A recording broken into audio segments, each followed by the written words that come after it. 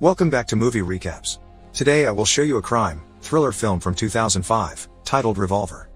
Spoilers ahead. Watch out and take care. After 7 years of confinement, Cockney gambler Jake Green is finally freed from prison. 2 years after his release, he and his brother Billy go to one of the most important casinos in the area with the intention of getting back the money they are owed by the owner, crime boss Dorothy Macha. Ignoring his bodyguard Paul's advice, he allows Jake to join his private game. On the way up, Jake hesitates to take the elevator because of his claustrophobia, but the other bodyguards remind him they must climb 20 floors, so he gives in and takes the elevator while fighting a panic attack. Jake's first bet is on a chip toss against another player at the table, which he loses. But this is on purpose. He's manipulating Macha into a sense of false security, so when he makes the same bet with him, he wins this time. Billy and Jake hurry to leave the casino with their bags full of cash, and on their way out, they're stopped by Zach, who tells them they're in danger and he can help them before giving Jake his card. This time, Jake decides to take the stairs, but before he can even go down one step, he passes out and falls down as the card is revealed to say take the elevator. While Jake is rushed to the hospital, Macha expresses his worries to Paul. Jake must want bigger revenge after 7 years in jail, especially after the incident with his sister-in-law, so Macha orders Paul to hire the best hitman in the business to get rid of him. At the hospital, Jake is told no cause for the blackout could be found at a first glance, so he should go home and rest while waiting for the blood test results. Billy goes to his own house while Jake takes the bodyguards for protection, but all of them are shot as soon as they arrive. The only reason why he manages to dodge is that he finds a card on the floor that says pick this up, so he bends over to do exactly so. He tries to escape in his car, but the driver is shot too. Luckily for him, Zach arrives just in time to save him and take him away. The hitman, Sorter, can't understand how he missed, since he never misses, and theorizes someone must have tipped Jake off. What he tells Macha when he scolds him, however, is that he missed because he had a bad feeling. Meanwhile, Zach takes Jake to meet his partner, Avi, who has somehow put his hands on Jake's medical file. The test results are in. Jake has a rare blood disease that will cause his death within 3 days. The men offer Jake their protection in exchange for 2 conditions, which are not negotiable. He must give them all their money, and do anything they ask for, including answering any questions.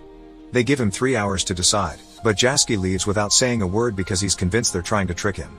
The results he gets at the hospital are the same ones, but Jaskier once again thinks the lab must have been paid by Zach and Avi, so he gets a second opinion from his private doctor, who also gives him the same prognosis.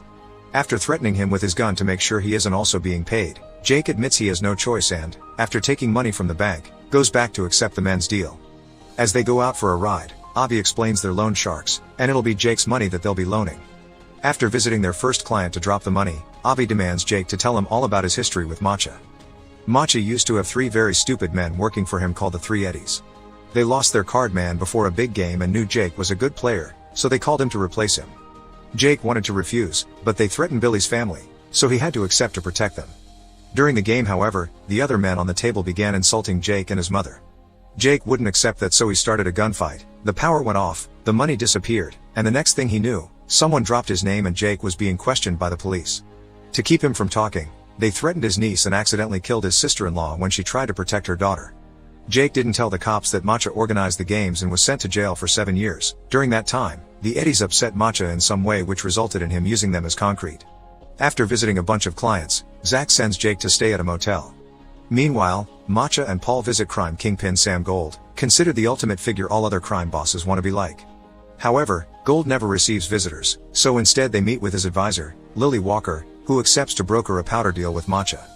She also reminds him that Gold doesn't like publicity or give second chances. Sometime later, Jake gives Zach and Avi more money before he's asked about his time in jail while playing chess with Avi. Jake had been given 2 options, 14 years of normal time or 7 years of solitary, so he chose solitary. His cell was between 2 men, a chess master and a con man, that had been there for a long time, and while they never talked to each other, they knew everything about each other. During the first 5 years of Jake's sentence, the 3 of them would communicate by sending messages written on the library books, and that was how Jake learned their formula to win any game in the world. The 2 men were planning a prison break and promised to take Jake with them, but when they finally left, they disappeared without a word and left Jake behind. When he was released 2 years later, he found out those 2 men had taken all his money and only left behind a note that said you can only get smarter by playing a smarter opponent, so Jaker started using the formula to make himself rich at various casinos. As the days pass, Jake continues working by visiting various clients and giving away his own money. He's also supposed to threaten them if they don't pay, but he can't bring himself to hurt innocent, desperate people. Meanwhile, Avi and Zach are chaining the side of a wall to a truck, so when they pull, they break said wall and steal the safe on the other side. This safe has the powder Matcha had promised Lily, so when he finds out he's been robbed, he sends Paul to solve this no matter what it takes. Paul goes to see their rival, Triad Kingpin Lord John, who accepts to provide them with the powder on such short notice but only for an overinflated price. Jake, Zach, Avi, and their team go to the hotel where the exchange will happen. They sneak into a room next to the thugs to make a hole in the wall and inject sleeping gas, putting both Matcha's and John's men to sleep. Then they steal the money and the powder, framing it to make it look it was Matcha that robbed John and vice versa. Sometime later, Jake gets a call from Billy, who tells him he's been asking around and has found out that Zach and Avi are so dangerous that not even gold would touch them, so Jake should get out of there.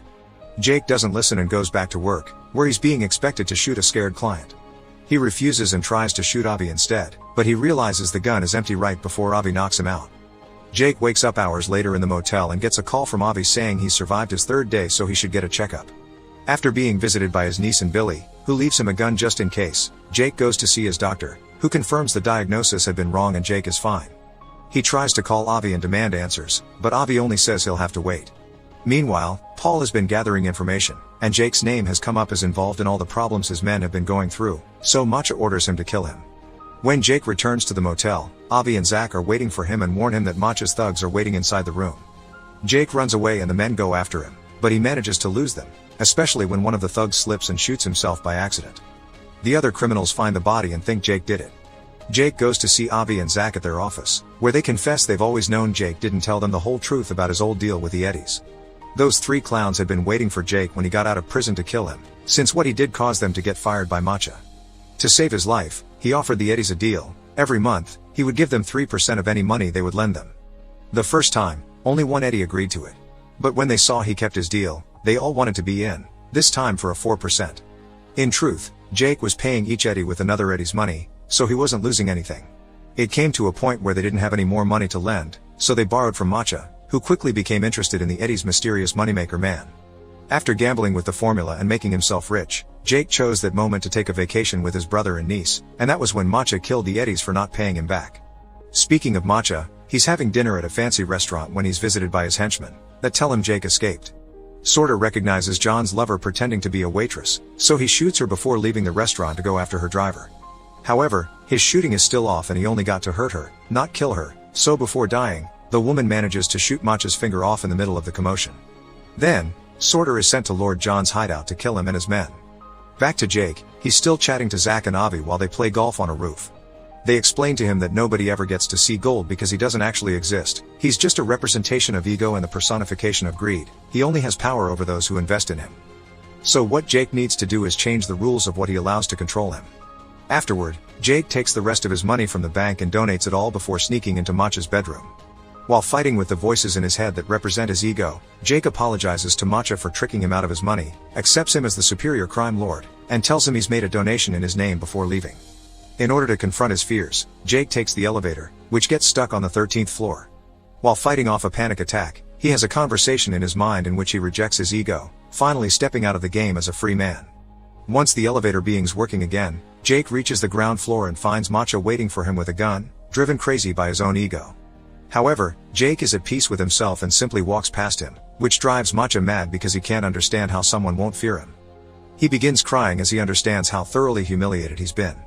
The next morning, Paul brings Matcha all the local newspapers for him to see his name plastered all over them. Jake hadn't been lying when he said he made a donation in Matcha's name, and now everyone thinks the casino owner cares about the community. Matcha is happy to take the credit, but his happiness is short-lived. Paul also informs him that Jake has the powder and he's been playing them all along. Paul, Sorter, and the rest of Matcha's henchmen go visit Billy, who manages to hide his daughter in the cupboard when he realizes one of his bodyguards has betrayed him. Once he's found, the men begin hurting him while interrogating him, not believing when he says he doesn't know where Jake and the powder are. Paul's methods are quickly escalating and Sorter starts feeling uncomfortable, especially when they make the girl come out of the cupboard after they hear her sob. Refusing to hurt a child, Sorter rejects his ego and begins killing his fellow henchmen methodically and effectively, but he makes a mistake at the end and gets killed too.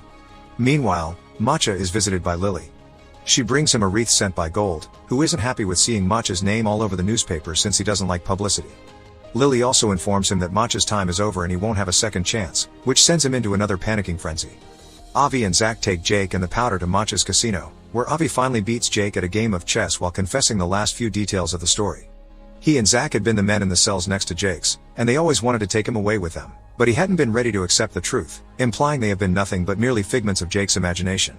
Unfortunately, he doesn't have time to come to terms with this because at that moment, the casino's bodyguards come to take him to see Matcha, who has the girl with him. After dropping the bags of powder on the floor, Jake tells his niece everything will be fine, which drives Matcha mad because Jake is still showing no fear even when he's pointing his gun at the child.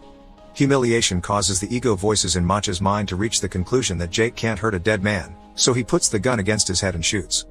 Make sure to subscribe and turn on notifications so you can watch more videos like this. Thanks for watching.